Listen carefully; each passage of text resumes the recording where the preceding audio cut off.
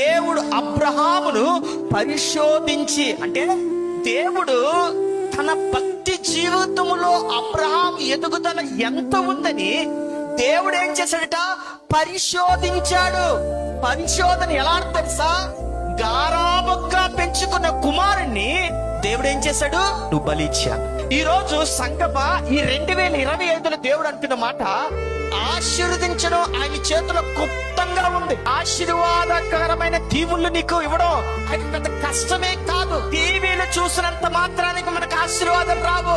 తెలిసిన గొప్ప గొప్ప సేవకుల వైపు తిరిగినంత మాత్రాన్ని మనకి ఆశీర్వాదం రావు. పబ్లిక్ స్పీకర్లు చెయ్యలు మన మీద నెత్తి మీద పడినంత మాత్రాన మనకు ఆశీర్వాదం రాదు. లేకపోతే తెలిసిన వారికి ఫోన్ చేసి కన్నీరు కార్చి మా కొరకు ప్రార్థన చేయని చెప్పినంత మాత్రాన మనకు ఆశీర్వాదం లేదు. భక్తి జీవితములో ఎదిగితేనే దేవుని ఆశీర్వాదం చూస్తాం. ప్రియ సహోదరి సహోదరా, దేవుడు అబ్రహామును ఎందుకు ఆశీర్వదించాడు తెలుసా? ఆయన ఎదుగుదల ఎలాగో తెలుసా? దేవుడి కంటే నా కొడుకు ఎక్కువ కాదనుకున్నాడు అంతే. అది ఎదుగుదల.